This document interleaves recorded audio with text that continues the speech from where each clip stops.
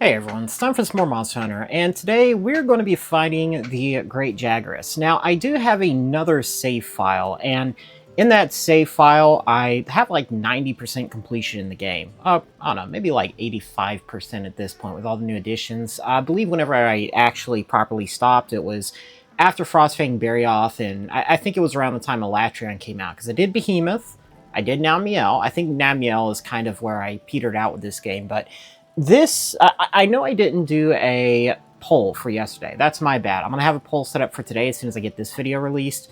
But the reason why this video is going to be late today is because I had Taco Bell. And I'm sure by whatever I just put there, you kind of know what happened today. But yeah, so no stream today, unfortunately. I'll probably try to get maybe a couple of videos out. We'll have to see, but it is pretty late in the day, so I'll probably just stick with the one video for today, and then tomorrow after I donate plasma, I'll come back and stream Monster Hunter 1. But that said, without any further ado, let's get right into it. So just like my other videos, I haven't actually gotten too far in this save file. I believe I've only gotten to the 2-star quest, and in terms of progress, yeah, I haven't gotten really far. I've only just beat the Kut-Ku. Hey, editor. Who? What? Gotta correct me. Oh right, he meant Kulu-Ya-Ku, SMH. However, what I did want to do is beat up the Great Jagras. Now, I don't think I'll be putting on SOS Flare for this guy. He is pretty easy, and I have been farming him on this save file in order to get his armor set and a couple of his weapons, which, as you can see, I do have now. Now, I know that Monster Hunter did kind of drop the ball when it came to the weapons and how they all kind of look similar to each other. Like this one, it's basically just a Buster Sword with some Great Jagras skin slapped on it. Like literally just some Great Jagras skin slapped onto it, so obviously that's not too good. And for those of you who may be new, who maybe have come from Wilds and just kind of want to take a peek at Monster Hunter World, you do not have those options to automatically use whatever is the best. And unlike in World, the monsters, or Rise even, I guess, the Scout Flies here are necessary in order to track the monsters. Now, normally I'd mod the Scout Flies out, but as you can see... Ooh. Okay. Yeah, there we go. As you can see, so as a handler, the very annoying handler, just so kindly said, pretty much what's going on is the Scout Flies, they kind of sniff out the trail. Hello and there. Oh god, hi, Great Jagras. And basically the more... Oh, also you don't have sneak attacks in this game. But the more you track a monster's stuff, the longer, like the more, or excuse me, there's like a meter that builds up. And as soon as you max that meter out, you'll pretty much see him on the map from the time you actually get there. But that's something I do kind of miss. It does kind of feel like you're progressing as a hunter to where you're memorizing the map, and at the end of it, you kind of memorize, okay, this is exactly where the monsters are, this is where they pretty much go to, and in order to actually remember where those monsters are, you kind of have to go through the progress of tracking them down. And then obviously, once you get later into the game, the Scout Flies will have it all figured out for you. Now, something I can't remember is if you have to do it all over again whenever you do get to high rank or G rank, but oh yeah, that's actually a grab attack, so, or I guess the closest thing to a grab attack the Great Jagras has. So basically whatever he does whenever he does that attack is, if he would have pinned me, like his pin attack doesn't really do any damage, but he would have just kind of like nibbled at my stomach or something with that specific attack right there. Thankfully, obviously he is the very first like large monster in the game, so he's pretty easy to dodge. Even so, something about the Great Jagras is, those poor Aptonoth, I definitely saved them from a pretty awful fate, because what he'll do is, oh, there's that one. I don't know, maybe you'll actually get to see him do it, but what he'll do is he'll kill an Aptonoth, and then he'll basically eat the Aptonoth whole. And then that actually puts him into a different state. I guess it's his version of a rage state, because Great Jagras doesn't technically have a rage state. And with this rage state, what he'll do is he'll pretty much like slam down with his belly, and he can also like upchuck chunks of food at you in order to do damage. I don't think they actually have any sort of adverse effects. Also, you can't like redirect your attack, so pretty much in that case, I was pretty doomed. I shouldn't have actually done that. That was a mistake on my part, but there's a lot of things in this game that are not in, or excuse me, a lot of things that are not in this game that are in Monster Hunter Wilds. One of them is, of course, the focus mode. There's the focus mode, there's the sneak attacks, but as you can see the map on the bottom left, since it went from red to white, that means he was leaving the area. And also, unlike Monster Hunter Rise, because that's when it first happened, they don't run away at extremely crazy speeds, because unlike in Monster Hunter World, you don't really, or in Monster Hunter Rise or Wilds, you don't really get a mount from the beginning. And this game wasn't really built around a mount to begin with. But there are a couple of additions to this game that came afterwards. One of those is a couple of different moves, like, for example, let's say I get a stone or a red pit. Those are kind of the two primary, like, most commonly found items for the Slinger. And this is, of course, the game where the Slinger was first introduced. I can do something. I don't know if you can do it. Yeah, here it is. I can actually fire the Slinger while I have the other weapons out. So in order to compensate with the sword and shield, it actually got a sort of, I don't know, a shotgun mode of sorts. And also there's the Palika with the Vigorwasp. I know it's very overtuned in Wilds, because I see a lot of memes about people's Palicos, or not memes, but a lot of, I guess, posts about people's Palicos just keeping them healed pretty much all the time.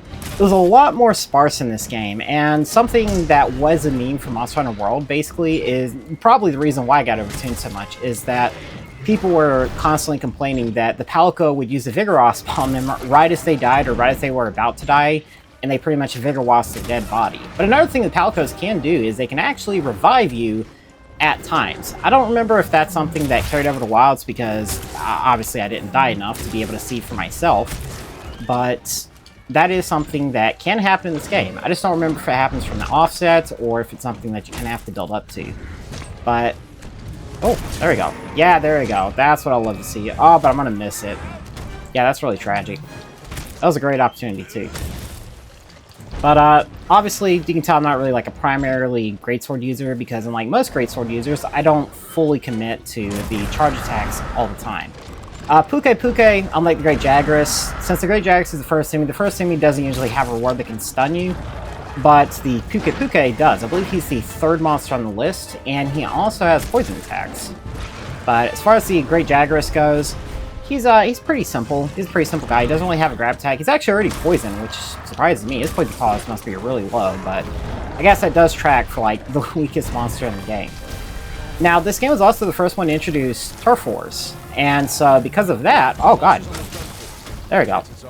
Yeah, but because of that, I don't think Great Jagras really has any Turf Wars. The monsters will still fight each other, but also you can use the Slingers to stun them. I think they really nerfed the actual power of the Slinger pods, I guess. There's some, like the Red Pits and the Stones, they don't stun monsters whenever you hit them with it, but the Piercing pods, the Scatter Nuts, and a couple of the others, they will actually stun the monsters whenever you hit them with it.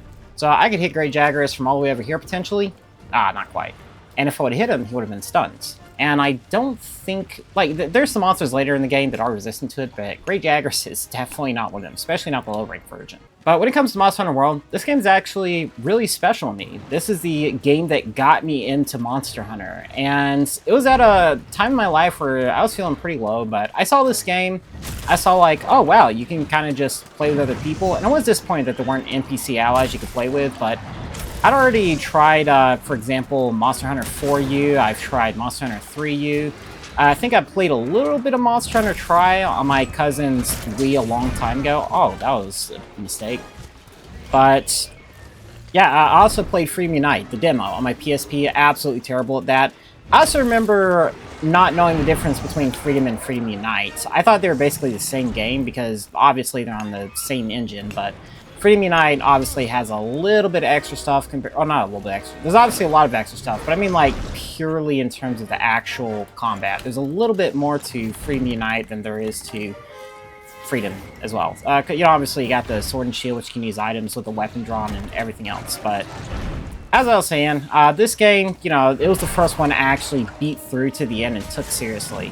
And, of course, one that made me fall in love with the Sword and Shield. I just fell in love with it right away because I've always been a Sword and Shield type guy. I remember, or even just, I don't know, something about shields in general I really enjoy. Like Kratos and God of War Chains of Olympus, my favorite weapon was the Spear of Sparta because I like the shield that comes with it.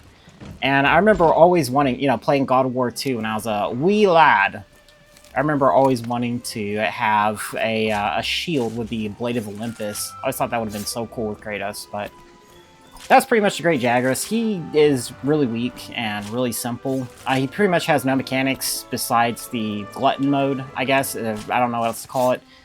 You didn't get to see it today, but what he'll do is he'll eat an Aptonoth, and that part of his belly will just completely swell, and literally his entire top half will barely be on the ground. He'll almost be off the ground on his belly because of how big it is, and he kind of drags himself around. It's just so hilarious.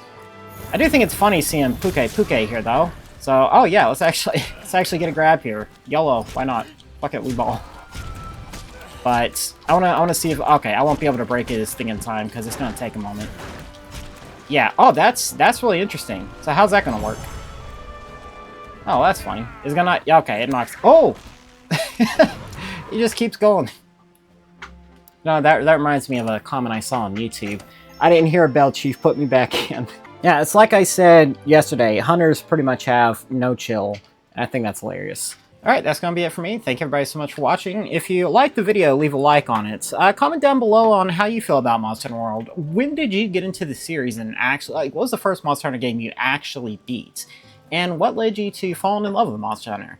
For me, it really was just being able to enjoy. Like, at first, I wasn't going to play much of it because obviously you couldn't have NPCs with you. And coming from like Final Fantasy XII and heavily modded Skyrim mostly is almost entirely what I was playing before.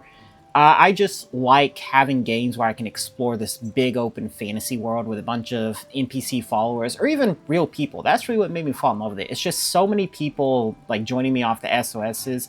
It's because of how active Monster Hunter was and the fact that pretty much every mission I could get somebody to join me just by firing an SOS flare. So it is that, you know, still people coming in and be able to help me out and not having to play alone. That's pretty much what made me fall in love with it to begin with.